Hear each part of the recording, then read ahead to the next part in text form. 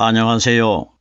저는 성경 속에 감춰져 있는 하나님의 비밀이 되신 예수 그리스도에 관한 신비의 말씀을 전하는 영마루입니다. 오늘은 구약 성경 출애굽기 4장 20절 말씀 속에 기록되어 있는 미디안 땅에서 하나님의 명령을 받고 애굽에 있는 하나님의 백성, 즉 이스라엘 백성들을 건져내기 위하여 애굽으로 다시 돌아가는 모세에 관한 사건의 말씀을 성령께서 우리에게 가르쳐 주시는 깨달음의 은혜를 받고자 합니다. 그럼 출애굽기 4장 20절 본문 말씀을 열도록 하겠습니다. 모세가 그 아내와 아들들을 나귀에 태우고 애굽으로 돌아가는데 하나님의 지팡이를 손에 잡았더라. 이 내용의 말씀은 성경을 몇 번 정도 읽은 사람들은 이 사건에 관하여 알고 있는 내용들입니다. 그럼 우리들이 미디안 땅에 있는 모세가 애굽에 있는 이스라엘 백성들을 건져내기 위하여 하나님의 명령을 받고 애굽 땅에 들어가 가지고 모세를 통해 가지고 애굽에서 고통받는 이스라엘 백성들이 인도되어 가지고 가나안 땅으로 들어간 사건이 기록되어 있는 것입니다. 그럼 이 사건에 관하여 신앙생활을 오래도록 한 사람들에게 이 본 구절에 기록되어 있는 이 내용의 말씀을 설명을 해보라고 하면은 제가 조금 전에 설명한 이 내용대로 설명을 한다는 것입니다. 자, 그럼 보십시오. 제가 조금 전에 설명한 이 내용은 이 세상에서 글을 아는 사람들은 이 내용을 한 번만 읽고 나면은 교회를 다니는 것과 다니지 않는 것과 신앙생활을 하는 것과 하지 않는 것과는 관계없이 이 내용의 줄거리는 누구든지 다 이렇게 설명할 수 있습니다. 왜 설명할 수 있느냐? 성경에 버젓하게 기록이 되어 있기 때문에. 그러면 하나님께서 성경에 기록되어 있는 말씀들은 다 하나님 자신이신 예수 그리스도가 말씀 속에 숨겨져 가지고 비밀로 기록이 되어 있는데, 그러면은 우리들이 교회 다니는 사람이나 다니지 않는 사람이나 공통적으로 이 글을 한번 읽고 나서 설명할 수 있는 이런 내용이 성경에 기록되어 있겠습니까? 말씀은 비밀이라고 했는데, 그러면은 지금까지 우리들이 성경에 기록되어 있는 이 문맥적으로 해석을 한 것과는 다른 어떤 하나님의 뜻이 성경에 감춰져 있다는 것입니다. 이 출애굽기 4장 20절에 기록되어 있는 이 말씀들은 모세가 기록했습니다. 여기에 지금 하나님의 명령을 받고 애굽 땅으로 들어가는 모세가 이 출애굽기를 기록했습니다. 자, 보세요. 우리 예수님께서 이 땅에 오셔가지고 요한복음 5장 46절 말씀해 보면은 모세 그는 내게 대하여 기록하였느니라. 그러면은 출애굽기 4장 20절에 기록되어 있는 모세가 그 아내와 아들들을 데리고 자기가 나왔던 애굽 땅으로 다시 들어가는 사건은 우리 예수님 사건이라는 것입니다. 왜? 예수님께서 모세 그는 내게 대하여 기록하였느니라 이렇게 말씀을 하셨기 때문에, 그럼 여기에 모세가 지팡이를 들고 아내와 아들들을 나귀에 태우고 애굽 땅으로 들어가는 것은 바로 우리 예수님 이야기라는 것입니다. 자, 그러면은 출애굽기 4장 20절에 기록되어 있는 이 말씀이 이 땅에 오신 예수 그리스도와 어떤 관계를 가지고 있는지 이 구절 속에 기록되어 있는 단어 하나하나를 예수님과 연관시켜 가지고 영적으로 이 말씀을 해석을 해 보겠습니다. 지금까지 우리들이 세상에서 사람의 원리나 사람의 지식으로 가르쳤던 내용과 어떻게 다른지를 제가 이 말씀을 영적으로 풀어보겠습니다. 모세가 그 아내와 아들들을 나귀에 태우고 애굽으로 돌아가는데 이렇게 기록이 되어 있습니다. 이 사건을 모세라는 사람이 이스라엘 백성을 건져내기 위해서 애굽으로 들어갔다. 이 방향으로 깨달으면 이 말씀이 이 땅에 오신 예수 그리스도와는 전혀 관계가 없는 내용이 되어버립니다. 그럼 여기에 등장하는 모세는 내게 대하여 기록했다는 것은 모세가 예수님의 그림자라는 것입니다. 모세가 기록하였고 모세가 등장하는 그 내용은 다 나 예수의 이야기라 이겁니다. 예수님이 신약시대에 처녀 마리아 몸속에서 태어나시기 전까지는 구약시대 때는 예수님을 보여줄 수가 없습니다. 하나님이. 그러면은 보여줄 수가 없기 때문에 모세라는 사람을 대신해 가지고 오실 예수님을 미리 보여주신 것입니다. 자, 그러면은 여기에 등장한 모세를 예수 그리스도로 반드시 우리는 먼저 깨달아야 됩니다. 신명기 18장 15절과 18절 말씀에 보면은 하나님께서 모세에게 이런 말씀을 하셨습니다. 내가 그들의 형제 중에 너와 같은 선지자 하나를 그들을 위하여 일으키고 내 말을 그 입에 두리니 내가 그에게 명하는 것을 그가 무리에게 다 고하리라 이렇게 말씀해 주셨습니다. 그럼 오늘날 이 신명기 18장 15절과 18절에 기록되어 있는 이 말씀은 장차 오실 우리 예수님을 하나님이 모세에게 말씀해 주셨다. 결론은 맞습니다. 우리 예수님 이야기가 맞습니다. 성경에 기록되어 있는 모든 내용은 예수님 자신에 관하여 기록이 되어 있다고 예수님이 말씀하셨기 때문에 이것이 예수님 이야기가 맞습니다. 그러나 우리가 여기서 잘 깨달아야 될 것은 하나님께서 모세에게 내가 그들 중 형제 중에 합니다. 그들 형제 중에. 그러면은 하나님이 말씀하신 그들이 누구냐? 광야 생활을 한 애굽에서 나온 이스라엘 백성들입니다.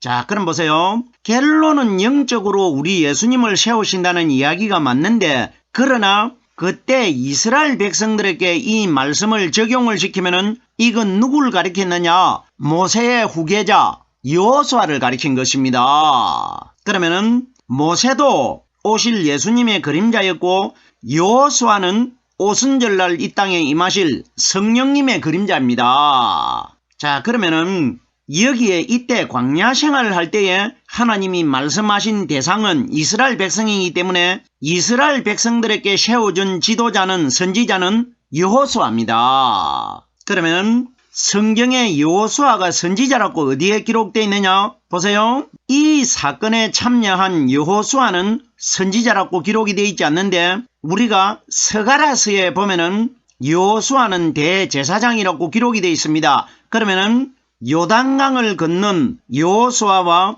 스가랴서에 기록되어 있는 여호수아는 다른 사람이다. 다른 사람이든 다른 사람이 아니든 여호수아라는 이름의 뜻이 같다는 것입니다. 2인 동명인데 그러면은 요단강을 건넌 여호수아가 대제사장이라는 것을 하나님이 우리에게 말씀해 주시는 것입니다. 그러면은 여호수아는 부활하신 그리스도의 상징이기 때문에 왕이 되고 선지자가 되고 대제사장이 된다는 것입니다. 삼중직을 가진 예수 그리스도의 그림자이기 때문에 자, 그럼 보세요. 모세가 그 아내와 아들들을 나귀에 태우고 가는데 모세가 애굽 땅을 심판하러 가는 것 아닙니까? 맞질 않습니까? 이건 뭐냐? 여기에 등장한 모세는 마지막 이 세상을 심판하실 우리 예수 그리스도를 미리 보여주고 있는 겁니다.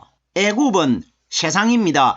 그리고 모세는 바로 세상을 심판하실 그리스도 예수님이십니다. 심판 때 사건을 하나님이 미리 기록해 두신 것입니다. 자, 그럼 보세요. 모세가 미디안 땅에서 아내와 아들들을 나귀에 태우고 이렇게 기록되어 있는데 여기에 우리가 아내라고 하면은 모세의 아내 시보라로만 알고 있지 않습니까? 이거 그런 이야기 아닙니다. 여기에 모세가 마지막 세상을 심판하실 예수 그리스도이기 때문에 아내가 누구냐? 성령을 받고 하늘나라에 들어가 가지고 있는 영들을 다 그리스도의 아내라고 합니다. 그러면은 결론적으로 심판주께서 이 세상 애굽이 세상입니다. 세상을 마지막 날 심판하러 오실 때에 심판주 예수 그리스도께서 자기의 아내들 성령 받은 영들을 다 이 세상으로 데리고 함께 오실 것이라 이 원리인 것입니다. 성령 받은 신앙인들을 아내라고 합니다. 그럼 보세요. 예수님이 이 세상을 심판하러 오실 때에 하늘에 있는 성령의 영들을 다 데리고 오셔야 그들이 육신이 무덤 속에 장사되어 있기 때문에 육신과 영이 하나로 만나가지고 그날 신령한 하나님의 몸으로 거듭날 수 있지 않습니까? 그럼 보세요. 아내와 아들들이라고 하는데 아내도 성령받은 신앙인들이고 아들들이 누구냐? 성령받은 하나님의 영적인 아들들을 가리킵니다. 아들들이라는 것은 복수입니다. 이 세상에서 심판이 오기 전까지 성령으로 말씀 깨닫고 있던 사람들은 그 사람들이 죽으면은 영이 하늘나라에 다 들어가 가지고 있습니다. 이 영들은 이미 하나님의 아들들이 되어 있지 않습니까? 그럼 보세요. 모세는 바로 예수 그리스도는 하나님 아니십니까? 그럼 세상을 심판하시는 분은 하나님이십니다. 그럼 하나님이 이 세상을 심판하러 오실 때에 영적인 아내들과 아들들을 데리고 올 것이라 이 원리라 말입니다. 기가 막힌 내용들입니다. 자 보세요. 모세가 그 아내와 아들들을 나귀에 태우고 하는데 여기에 나귀가 뭐냐? 구름입니다. 구름 상징적으로. 마지막 심판날 우리 예수님께서 이 세상을 심판하러 오실 때에 하늘에 있는 천군 천사들과 함께 구름을 타고 오십니다. 그럼 여기에 구름이라고 직접적으로 기록이 되어버리면 이 내용이 마지막 심판날이라는 것이 노골적으로 공개가 되는 것 아닙니까? 이러기 때문에 나귀로 비유한 것입니다. 그럼 여기에 등장한 나귀가 뭐냐? 마지막 심판날 하늘에 있는 그리스도의 아내가 되고 하나님의 아들들이 구름을 타고 이 세상으로 예수님과 함께 오실 것이라 이걸 나귀에 태우고 이렇게 기록되어 있는 겁니다. 정확하게 성경에 제가 지금 설명하는 이 내용이 기록되어 있는 것이지 모세가 수천 년 전에 애굽으로 이스라엘 백성들을 건져내려 들어가는 사건과 오늘 현재 이 땅에 살고 있는 우리들과는 전혀 아무 관계가 없는 내용입니다. 이건 마지막 심판날로 깨달아야 이 말씀이 현재 이 땅에 살아있는 우리들에게 해당이 되는 말씀이 되고 적용이 되는 말씀이 될 것 아닙니까?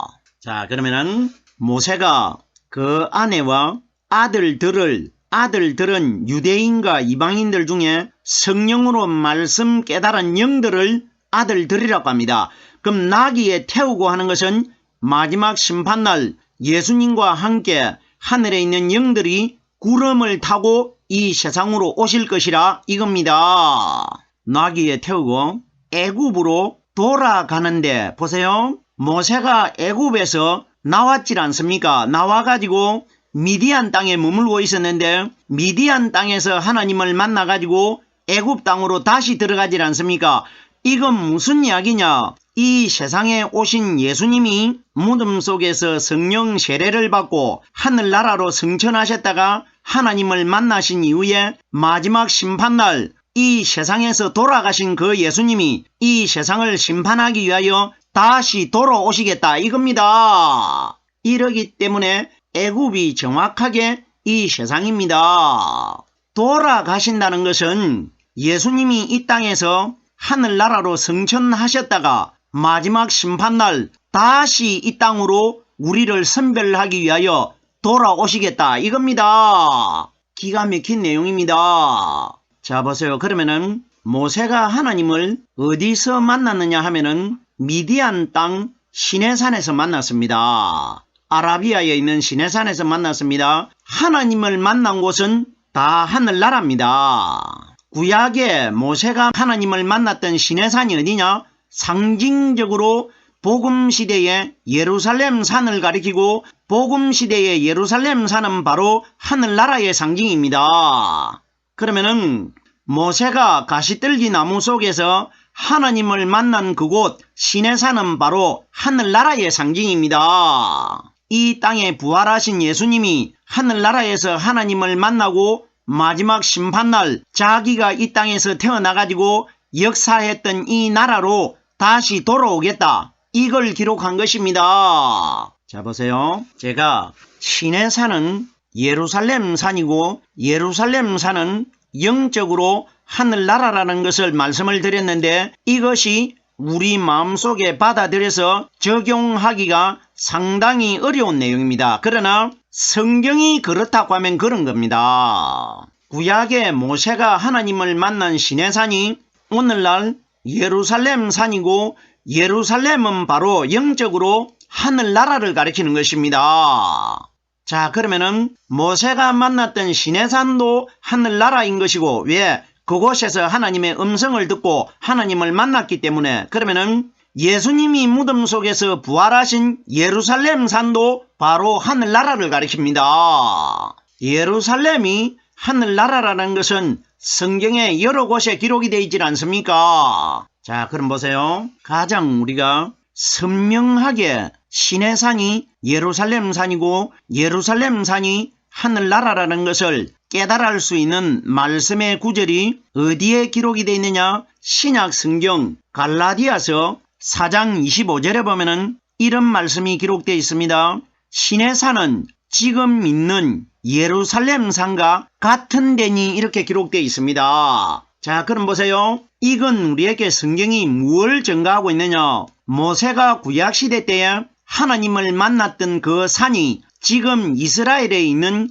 예루살렘 산과 같은 데니 그러면 우리가 이스라엘 나라에 있는 예루살렘 산을 깨달는 것이 아니라 예루살렘은 바로 하늘나라입니다. 새 예루살렘. 그러면은 모세가 시내산에서 만난 그곳이 바로 상징적으로 하늘나라라는 것입니다. 자, 그러면은 모세가 어디에서 애굽으로 돌아가느냐 하면은 시내산에서 하나님을 만나고 애굽으로 돌아갑니다. 이건 뭐냐? 하늘나라에서 지금 2019년 동안 하나님 우편에 앉아 계신 심판주 그리스도께서 마지막 세상을 심판하기 위하여 이 애굽으로 돌아올 것이라 이 원리라 말입니다. 정말 신비적인 내용 아닙니까? 이것이 모세가 아내와 아들들을 나귀에 태우고 애굽으로 돌아가는데 예수님이 마지막 심판날 천군 천사들을 함께 데리고 이 세상으로 돌아올 것이라 이 원리인 것입니다. 내가 갔다가 너희를 구하기 위하여 반드시 내가 돌아오리라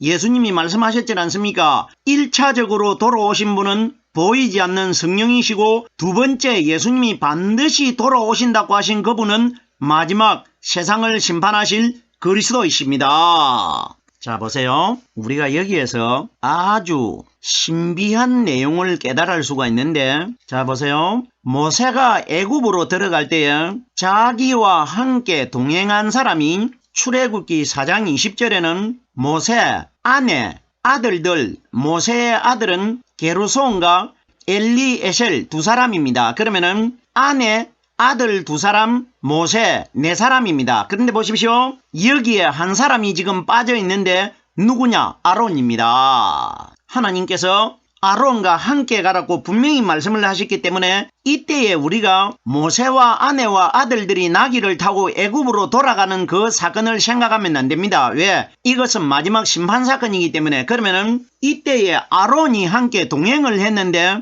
여기에 아론이 기록이 되어 있지 않습니다. 그럼 보세요. 아론이 누구냐? 모세는 예수님의 상징이고 아론은 성령님의 상징입니다. 그러면은 예수님이 이 땅에 오셨을 때에 예수님 마음속에는 성령이 들어있기 때문에 성령과 예수는 한 분입니다. 그러면은 모세와 아론은 하나라는 것입니다. 예수님 마음속에 성령이 들어 계시듯이 모세가 움직이는 곳에는 반드시 아론이 함께 했습니다. 그럼 여기에 애굽으로 모세가 돌아갈 때에 전체 모세와 동행한 사람의 숫자가 몇 명이냐? 5명입니다. 그럼 보세요. 이건 우리에게 사람 5명이 함께 모세와 함께 애굽으로 들어갔다 이런 원리가 아닙니다. 마지막 심판날 심판주 하나님께서 이 세상으로 심판하러 오실 때에 어떤 분류의 사람들이 심판주와 함께 이 땅으로 오게 되느냐? 50일 날 이 땅에 임하신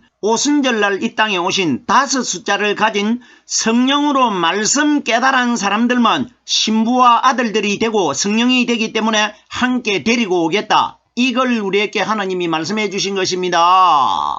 정확하게 모세, 아내, 아들들, 아론 5명이 애굽으로 들어갑니다. 우리가 여기에서 정말 모세의 아내 십보라와 아들 2사람이 모세와 함께 애굽에 들어갔느냐 안 들어갔느냐 이건 생각할 필요가 없습니다. 왜?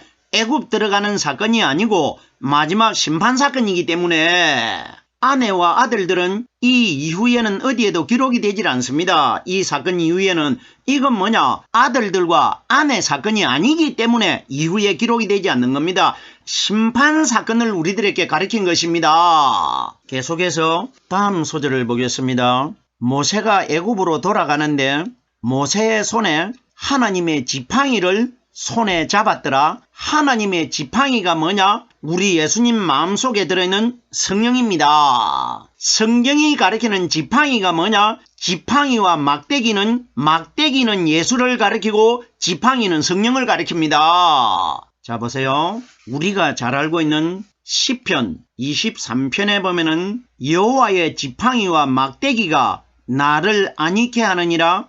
거기에 지팡이는 성령이고 막대기는 율법의 예수님을 가리킵니다. 결론적으로 오늘날 우리들에게 적용을 시키면은 우리 마음속에 계신 지팡이가 되고 막대기가 되신 성령의 말씀이 우리를 안전하게 보호하실 것이라. 이 원리라 말입니다. 그럼 보세요. 하나님의 지팡이를 모세가 손에 잡았더라. 마지막 애굽이 되는 이 세상을 심판하러 오시는 예수 그리스도께서는 그 안에 들어 계신 성령 하나님과 예수님이 함께 오실 것이라. 이 원리인 것입니다.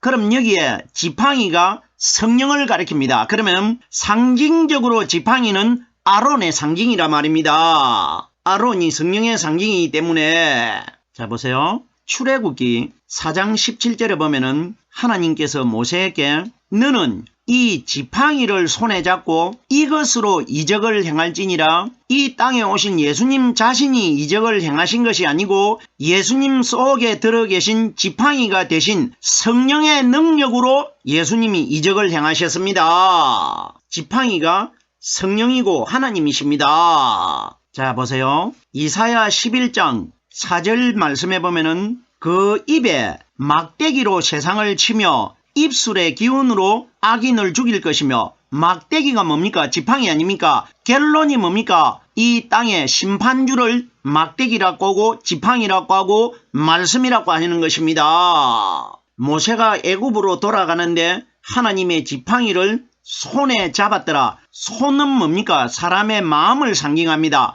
사람의 마음속에 들어있는 예수님 마음속에 함께 하시는 성령 하나님을 가리킨 것입니다. 자 그러면 제가 이 구절 말씀을 정리를 해보겠습니다. 모세는 심판주 그리스도이고 아내는 이 땅에 성령받은 신앙인들이고 아들들은 유대인과 이방인들 중에 성령 들어있는 사람이었고 나귀는 구름을 가리킨 것이고 태웠다는 것은 심판날 구름을 타고 영들이 이 세상으로 올 것이고 애굽은 세상을 가리키고 돌아간다는 것은 내가 영이 하늘나라로 올라갔다가 심판날 반드시 이 세상으로 심판주와 함께 돌아올 것이라. 이 원리입니다. 하나님의 지팡이를 손에 잡았다는 것은 세상을 심판하실 그리스도를 가리킨 것입니다. 오늘은 구약 성경 출애굽기 4장 20절 말씀 한 구절을 깨달아 보았습니다. 오늘은 여기까지만 하겠습니다.